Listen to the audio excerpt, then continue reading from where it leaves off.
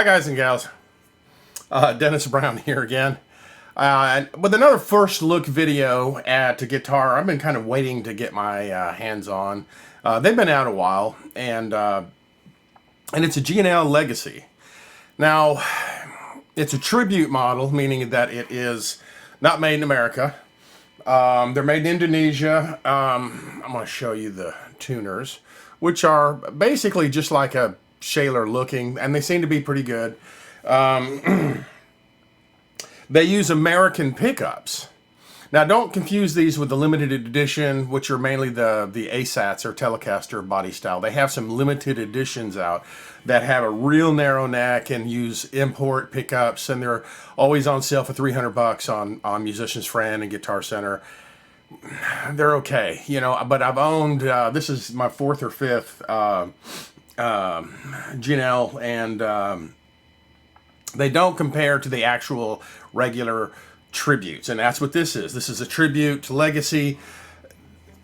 Easy to confuse this with an S500, but the main difference between an S500 and a Legacy is Legacies have the Alnico pickups, where the S500s have the MFDs, which are the hex key, Leo's latest invention, you know, before he left us.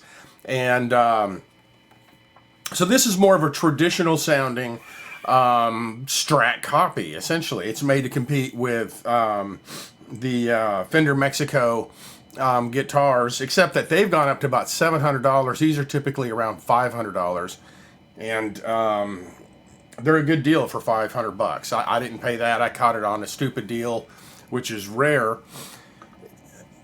This is NATO wood, which is, NATO is in the mahogany family, so it's going to be kind of a warmer wood, called Irish Ale, and it's a beautiful finish. I like how this is a lot wider than a Strat. But the Irish Ale, the only thing I don't like about it, and that's what these first look videos are about. This is what I like and what I don't like. I still have the original strings on it, and, you know, I haven't changed anything. The only things I don't like, genuinely do not like about it, the frets are like sandpaper. They definitely need to be polished, and but that's okay. You know, I kind of expected that. Anytime you get a guitar, even my Fenders, you know, it's very often they need to be, you know, polished and all of that. So that's not that big a deal. And I've got a little bit of a rub spot here that I can buff out. Other than that, you know, she's in pretty good shape. With a few, oops, that's polish. I'm sitting here scraping off a little bit of rubbing compound. You're going to get that in guitars in this price range. I hear people that they'll buy a guitar for $200, and it's like, oh, the frets aren't polished, I'm going to return it. Okay. But you've obviously never bought a lot of new guitars, or you know, you have to be kind of realistic. If that's all it needs, and that's all it seems to need, the E and the A string might be cut a little bit. I mean, just a little bit too high, but I can fix that really easily. It's a whole different animal than the Strat. In a lot of ways, it's obviously Strat-like and it's Strat sounding. The knobs here, you have a volume, a tone, and a tone, right? Just like a Strat. No, you have a volume, a treble, and a bass. And it's a passive system. You can bleed off the bass.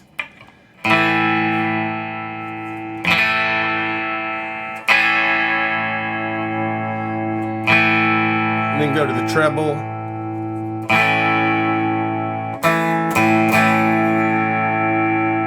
Let's go to the neck pickup.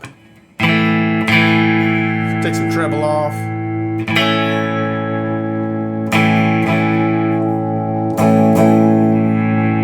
Now that full blast, let's take some bass out.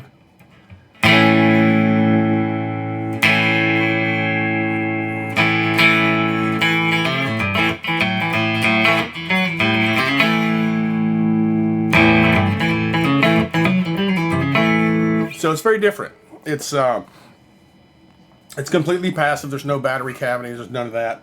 And The neck is 43 millimeter, which is the your Mexico fenders are 42.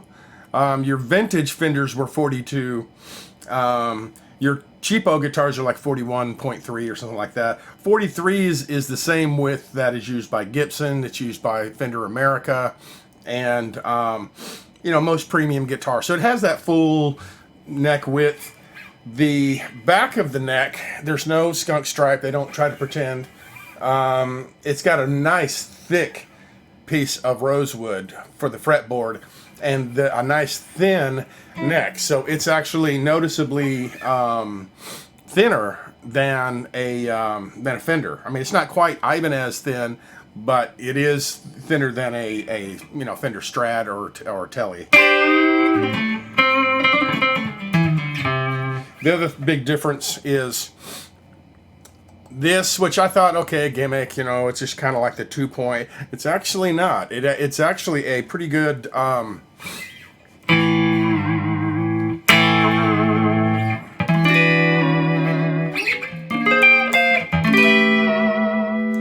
works like a Strat, except it's automatically floating.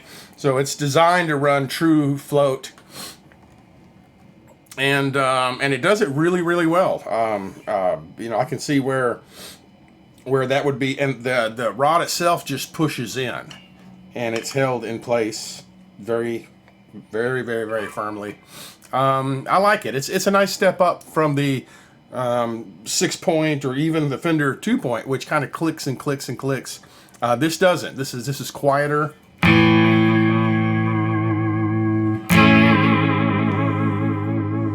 Just like the Fender Strat, though, it's a little bit of wiggle gets you a whole lot of.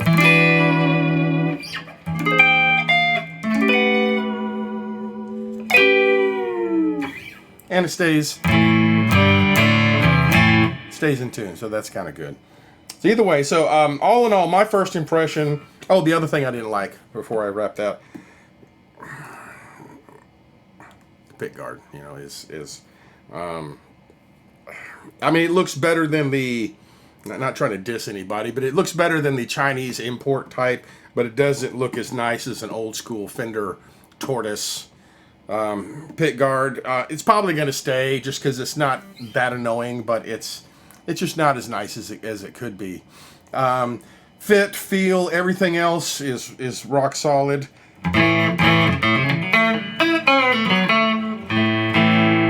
So let's do this. Let's take a listen.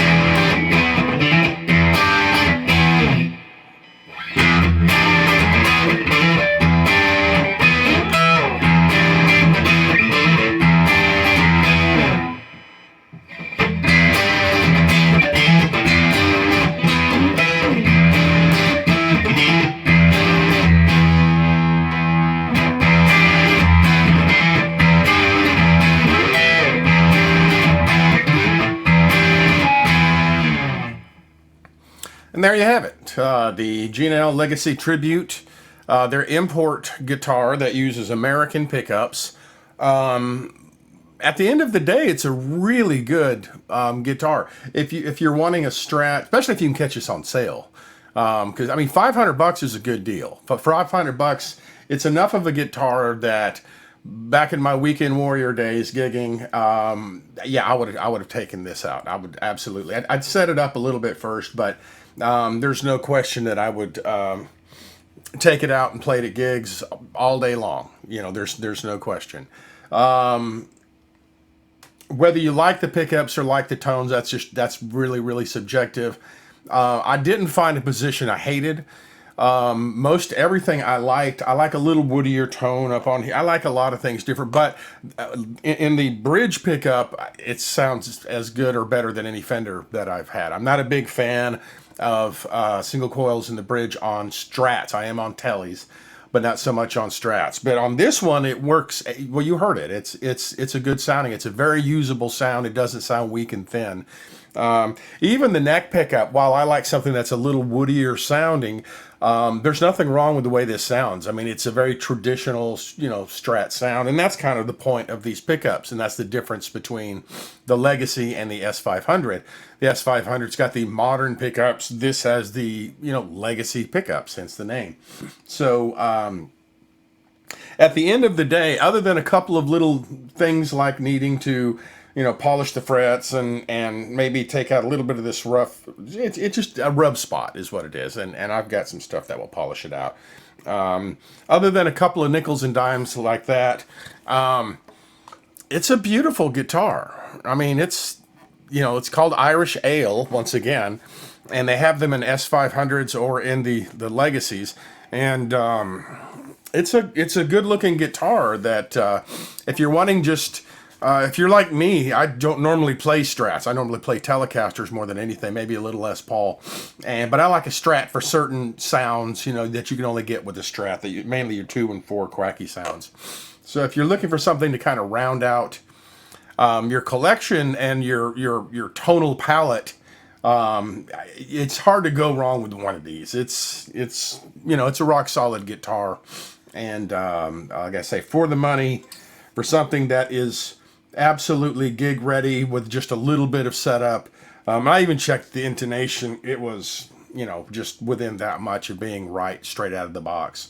And even the strings straight out of the box are, you know, decent strings. Not that I really care. I'm going to always change them to my, you know, my, I don't have a pack here in front of me. Usually Gibson 9s are what I put on them, the bright wires. So anyway, appreciate you taking the time and listening. If you will do me a favor and subscribe, I guess it's over there. Hit the subscribe button, and you know, and we'll come out with a 2 more videos on this. One that is just like nothing but clean tones, and another one that is nothing but dirty tones. So you can get you know, a little less talking and a little bit more sound bites. So look for those coming soon. And so if you happen to run across one of these used, or you see that it's on special, you know, we want to be able to give you the information you need to decide if it's the, you know, the right guitar for you. So thanks again, and until next time.